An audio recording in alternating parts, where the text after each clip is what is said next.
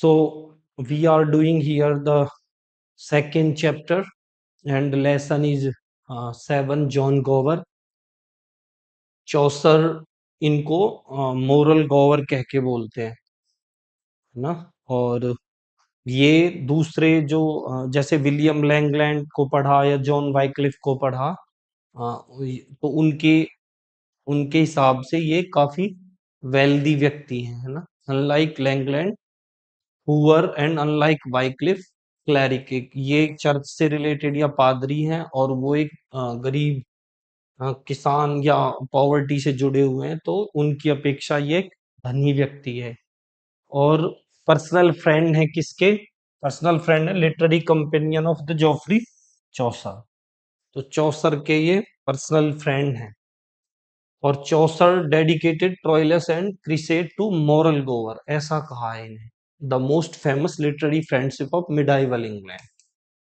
Early pattern ये अभी discuss में आ जाएगा कि जो रिचर्ड सेकंड किंग था वो इनका पहला पैटर्न है, लेकिन बाद में ये अपनी बुक को हेनरी फिफ्थ को क्या करते हैं, डेडिकेट करते हैं, जब रिचर्ड को गद्दी से हटा दिया जाता है। Diplomatically revise the dedication. और इनकी जो सबसे मुख्य विशेषता है, जो हमें सारे राइटर्स की एक दो मुख्य विशेषताएं या मेन जो क्वालिटीज है वो पढ़नी होती है, तो इनकी जो यूनिकनेस है वो है 3 लैंग्वेजेस में लिखना, फ्रेंच, लैटिन एंड इंग्लिश। अभी हम इनके वर्क्स के साथ ही वो सारा देख लेंगे।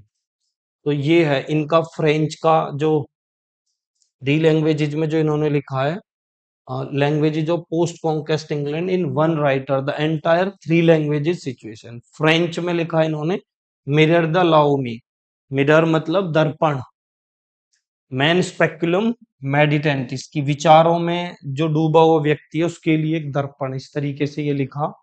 और ये काफी बड़ा है, 30,000 lines. Examine the sins of every class of society, estate satire मतलब जितने भी तरीके के लोग हैं समाज में, उनमें से अधिकांश को लेकर के उन पे सटायर किया, सबके जो पाप हैं वो उनके सामने आ रहे हैं। The earliest of his 3 major works, ये सबसे पहला वर्क है इनका। और जो इन्होंने लैटिन में लिखा उसका नाम है वॉक्स क्लेमेंटिस, मतलब कि एक रुदन की आवाज।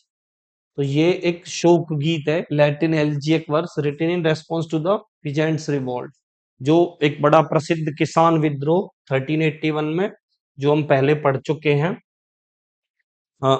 जॉन बॉल के नेतृत्व में जो पीजेंट विद्रोह हुआ था। हिस्ट्री में हमने इस चैप्टर की हिस्ट्री में भी देखा।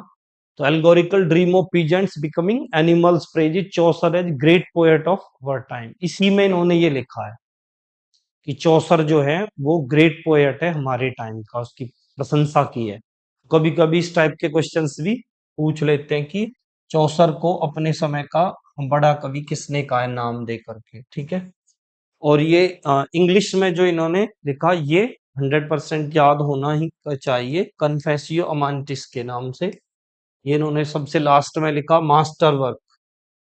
और ये ऑक्टोसिलेबिक कपलेट में मतलब 8 सिलेबल्स होते हैं जिस लाइन में, ऐसे कपलेट्स के साथ इन्होंने लिखा। 141 stories frame narrative lover confess to priest of Venus, जो प्रेम की देवी है वीनस, उसका जो प्राइस्ट है उसके सामने एक लवर खुद को कन्फेस करता है कि कौन कौन सी चीजों की वजह से, किन गलतियों की वजह से प्रेम जो है वो तबाह हो जाता है। तो इन्होंने पहले इसको first version to dedicated to Richard second, revised for Henry fourth, जब हेनरी फोर्थ किंग बन गया तो उसको डेडिकेट कर दिया। तो ऐसे क्वेश्चन आया हुआ है, बहुत सिंपल क्वेश्चन है, who among the following was Geoffrey Chaucer contemporary. तो थॉमस चैटरटन, जॉन गोवर, थॉमस शेडवेल और जॉन गे। तो ये जॉन गोवर was Chaucer close personal friend. और ट्रोइलस और क्रिसेड में चौसर ने इनको टू मॉरल गोवर कहा है, तो ये ऑलरेडी हम पढ़ चुके हैं, ट्रोइलस और क्रिसेड चौसर का वर्क। The most famous literary dedication to the, Chatterton जो है ये काफी बाद के हैं, और शेडवेल भी बाद के, और ये गे भी बाद के हैं। इनका जो इम्पोर्टेंट वर्क है कन्फेसियो अमांटिस, उसके बारे में यहाँ डिटेल्ड दिया हुआ है कि इसमें क्या है, कन्फेशन ऑफ ए लवर, अमांस जो है वो एक प्रेमी को बोलते हैं। तो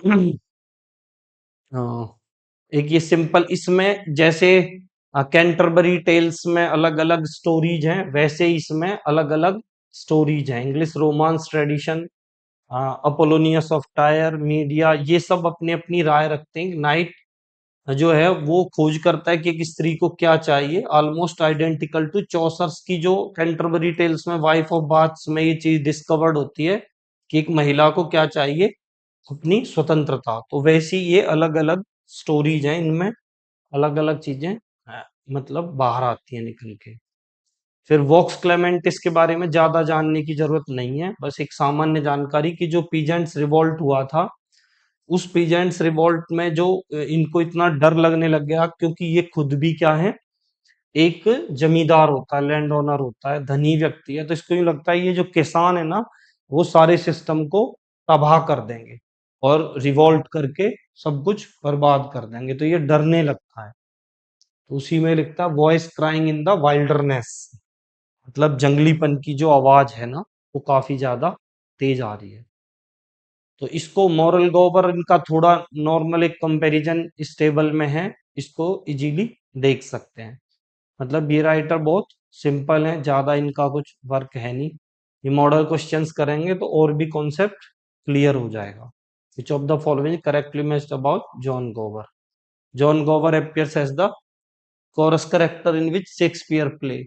तो ये जो पेरिकल्स है, इसमें chorus in Shakespeare Pericles, because Shakespeare took the story of Apollonius of Tyre directly from Gower's कन्फेस्यूमेंटिस। तो इस तरीके से मॉडल क्वेश्चंस वगैरह देखेंगे तो इसका आगे तक का भी कंफर्म हो जाता है। मिलते हैं नेक्स्ट लेसन में, जो चैप्टर का सबसे लास्ट लेसन होने वाला है।